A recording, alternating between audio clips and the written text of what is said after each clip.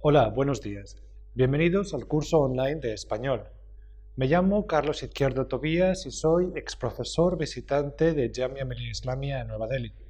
Ahora nos encontramos en el módulo 10 del paper Introducción al cine latinoamericano.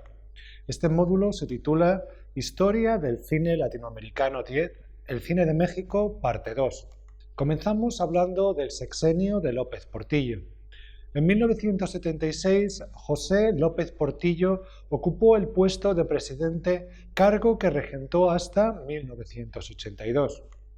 Si el apoyo del Estado a la producción cinematográfica durante el sexenio de Echeverría produjo resultados muy positivos, la falta del mismo en los años siguientes supuso un verdadero desastre para la calidad del cine mexicano.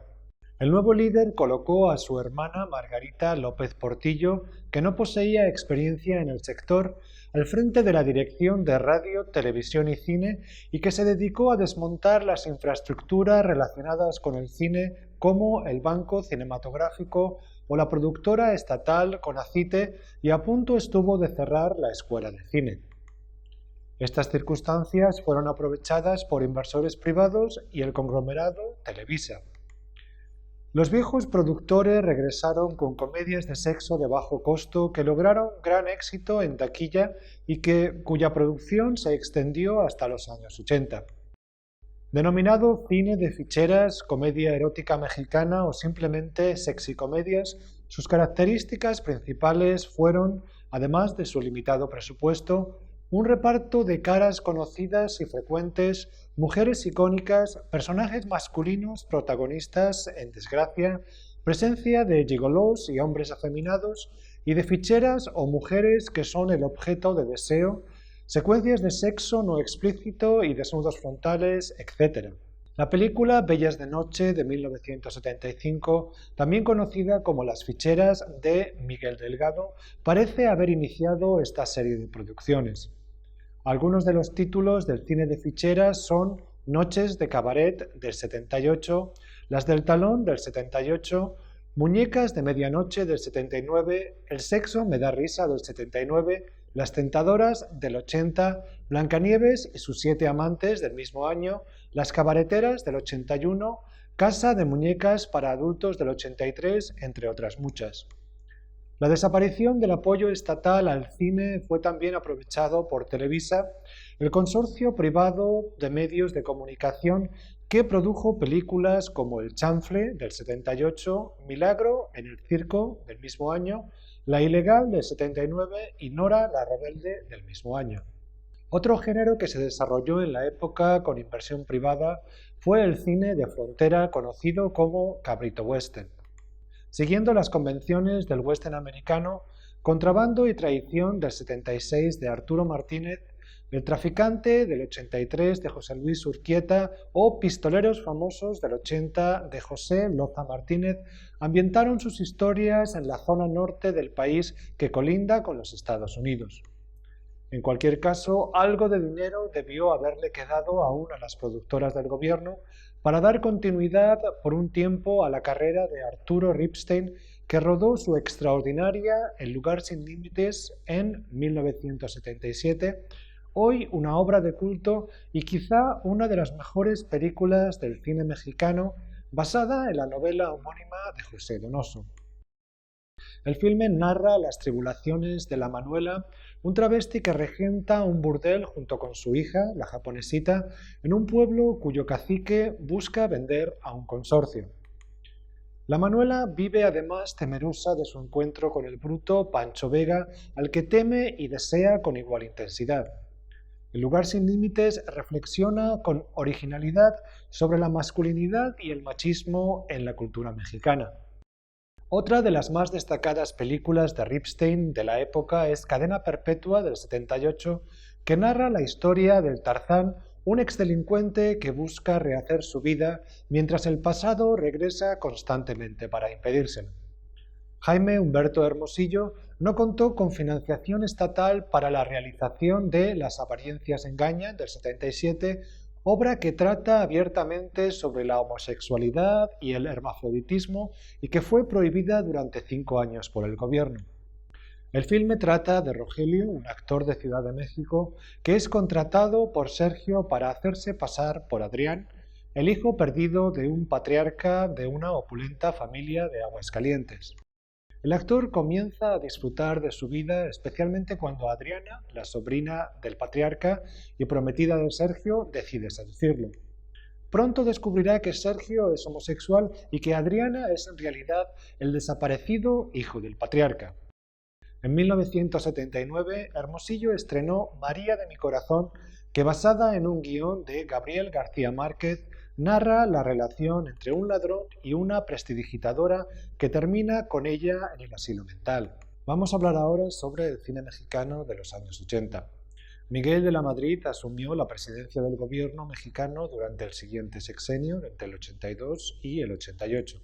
Es esta una época marcada por las crisis económicas que venían de antes, el aumento de la deuda externa y tragedias como las explosiones en las plantas de almacenamiento y distribución de petróleos mexicanos en el 85, que acabó con la vida de más de medio millar de personas, y en el mismo año el terremoto en la capital que provocó millares de muertos y dejó a cientos de miles sin hogar. El cine no fue una de las prioridades del nuevo gobierno, a pesar de la fundación del Instituto Nacional de Cine en 1983 bajo la dirección de Alberto Isaac. El instituto contribuyó muy modestamente a la producción cinematográfica del momento. El cine mexicano del momento sobrevivió gracias a las inversiones privadas que continuaron con las sexicomedias y el cine de frontera de la década anterior, y gracias a los independientes que buscaron financiación en formas alternativas como el autofinanciamiento y las cooperativas. Esta década ha sido considerada como una de las más baldías del cine mexicano. Sin embargo, y desde el punto de vista de los estudios cinematográficos, el cine popular y comercial ha de ser tenido en cuenta si queremos entender la validez de una infinidad de discursos sobre los roles sociales, las relaciones de poder y de género, la representación y el cine en general. Por ejemplo, cabe destacar que sexicomedias como Solo para damas del 81 de Fernando Durán Rojas poseen, a pesar de su insistencia en objetualizar a la mujer, instancias en las que los géneros aparecen invertidos. Tenemos el ejemplo del grupo de protagonistas femeninas que acuden a un club de striptease para admirar los cuerpos de los bailarines masculinos. Asimismo, Televisa produjo una serie de películas como Coqueta del 83 de Sergio Bejar, Ya nunca más del 84 de Abel Salazar, Fiebre de amor del 85 de René Cardona Jr. y Delincuente del mismo año de Sergio Bejar, con el fin de promover las carreras de Lucerito, Luis Miguel y Pedro Fernández, en la que los padres se definen como la máxima autoridad moral. Los directores más personales del pasado continúan, sin embargo, y a pesar de las circunstancias, sus carreras. Tenemos el caso de Arturo Ripstein, que dirige La seducción, Rastro de muerte y El otro, y en el 86 dirige El imperio de la fortuna, obra basada en un texto de Juan Rulfo que además marca el inicio de su estrecha colaboración con la guionista Paz Alicia García Diego. En Frida, naturaleza viva del 83 de Paula Duc, la pintora mexicana Frida Kahlo reconstruye desde su lecho de muerte de forma fragmentaria e inconexa su vida y su obra. El filme recorre algunos de los momentos clave de la vida del artista en su relación con su padre, Guillermo Kahlo, su marido, Diego Rivera, o el exiliado ruso León Trotsky, entre otros. Rodada con bajo presupuesto y mayoritariamente en el interior de la Casa Azul, que es hoy el Museo Frida Kahlo, la obra de Leduc se desarrolla a un ritmo sosegado y hace uso de los silencios con fines dramáticos. Muy valorada por la crítica sería Doña Erlinda y su hijo del 84 de Jaime Humberto Hermosillo. El filme trata de Doña Erlinda y su hijo, un neurocirujano que mantiene una relación homosexual con Ramón, un estudiante de música. La madre, a pesar de ser consciente de la relación de su hijo con Ramón, insiste en que aquel se case. Ramón termina mudándose a la casa con Doña Erlinda y su hijo, y este termina casándose con Olga, una mujer culta e independiente, y todos terminan compartiendo techo conscientes de quién es quién. Ariel Zúñiga, que había rodado en 1978 Anacruza sobre una profesora universitaria sin interés por la política, cuya vida cambia cuando su hija desaparece, estrena en 1983 El diablo y la cama, sobre una mujer en un hotel de París que comienza a soñar una historia de gángsters en México en la que se ve envuelta. En los años 80 comenzaría su carrera María Novaro, aunque tuvo que esperar hasta el final de la década para obtener el reconocimiento de la crítica, algo que ocurrió gracias a su película Lola, que narra las experiencias de una mujer tras una crisis sentimental. Gabriel Retes estrenó en esta década Mujeres salvajes, Los náufragos de Liguria y la segunda parte de esta. Otras películas del momento son Los motivos de la luz del 85 de Felipe Cazals o Lo que importa es vivir del 87 de Luis Alcoriza. Vamos a hablar ahora sobre el nuevo cine mexicano de los 90. El siguiente gobierno mexicano, encabezado por el presidente Carlos Salinas de Gortari entre el 88 y el 94, promovió la privatización de empresas estatales para poder participar del Tratado del Libre Comercio entre Norteamérica y México. Pero al contrario que el gobierno del sexenio anterior, este reconoció la necesidad de participar en la vida cultural del país con inversiones en la industria del cine. De este modo se concibieron formas mixtas de financiación que combinaban capital público y privado.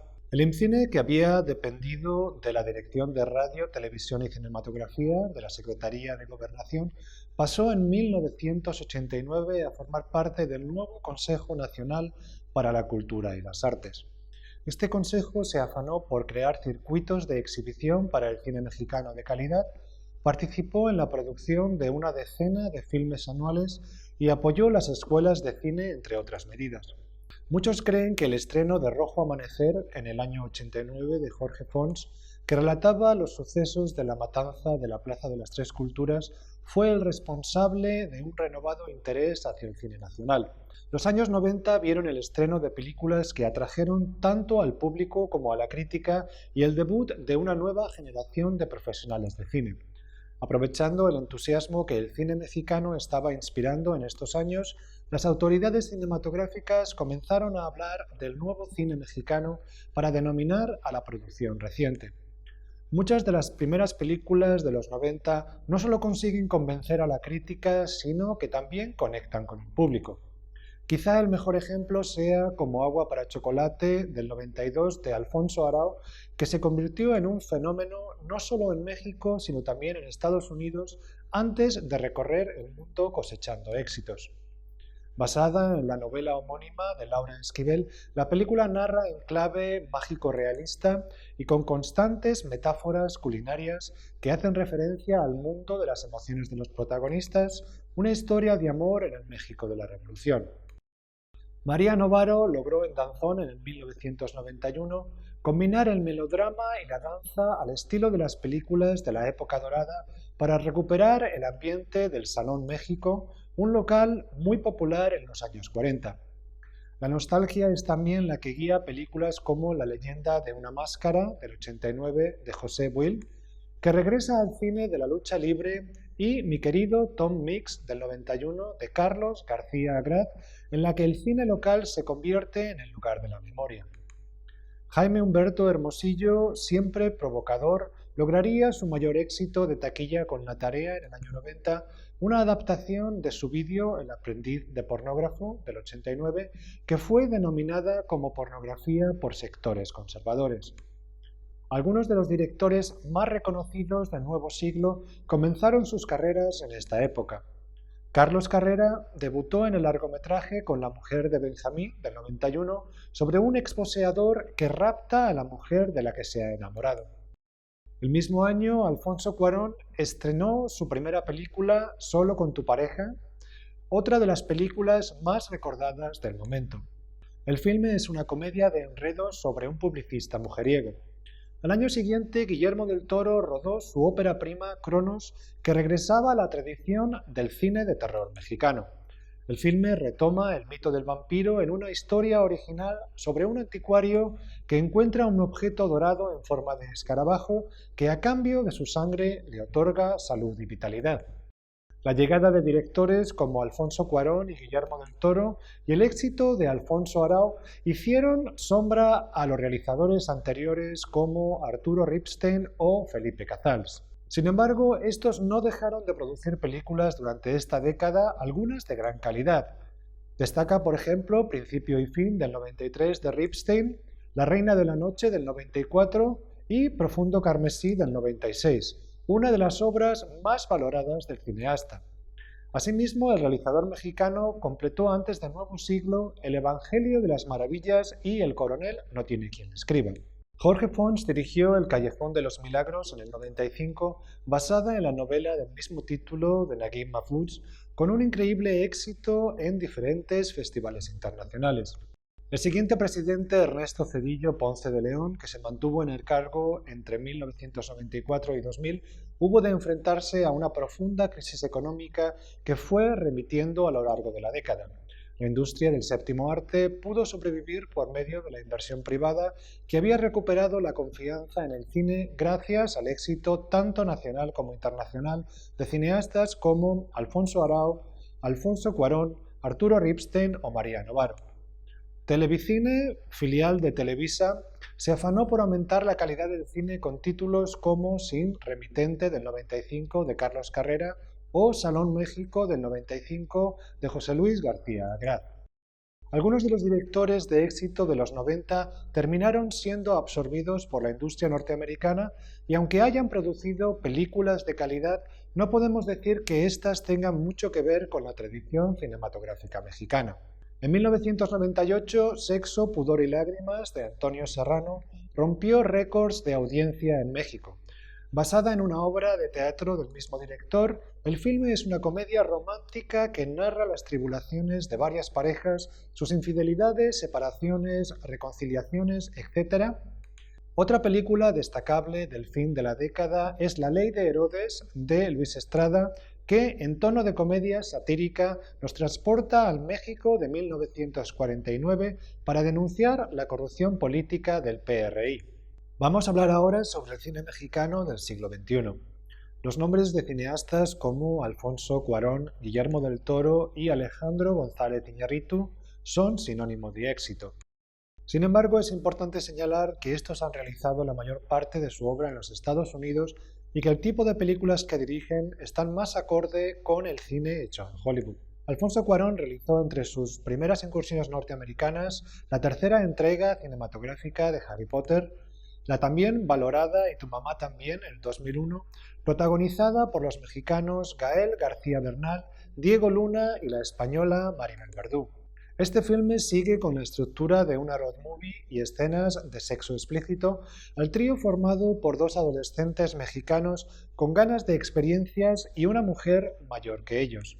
Guillermo del Toro alternará sus aventuras hollywoodienses con la coproducción hispano-mexicana El Espinazo del Diablo del 2001 y El Laberinto del Fauno del 2006, la primera ambientada en la Guerra Civil Española y la segunda en la posguerra.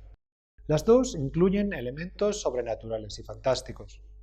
Alejandro González Iñárritu es ahora famoso por ser el realizador de películas norteamericanas tan exitosas como Berman del 2014 o The Revenant del 2015. Su primer largometraje fue una producción mexicana de grandísimo éxito que sorprendió por su novedosa representación de la Ciudad de México y la maestría narrativa de su realizador. El filme está formado por tres historias conectadas por un accidente de tráfico. Se trata de Amores Perros. Fuera de este grupo de directores mexicanos que trabajan en Hollywood, encontramos a Carlos Reigadas, cuyas propuestas cinematográficas han destacado por su original puesta en escena y ritmo sosegado. Sus películas se constituyen a partir de una fotografía expresionista y el uso de plano secuencia muy al estilo de su admirado Tarkovsky. Sus largometrajes son Japón, Batalla en el cielo, Luz silenciosa y Post tenebras lux. Arturo Ripstein no deja de rodar y dirige La perdición de los hombres, El carnaval de Sodoma y Las razones del corazón, entre otras. Otras películas que podemos destacar del nuevo siglo son Amar te duele del 2002 de Fernando Sariñana, El crimen del padre Amaro, del 2002, de Carlos Carrera, y del mismo año El tigre de Santa Julia, de Alejandro Gamboa, Voces inocentes, del 2004, de Luis Mandoki, y La misma luna, del 2007, de Patricia Rigen, entre otras muchas. Y terminamos aquí el módulo dedicado al cine de México. Muchas gracias.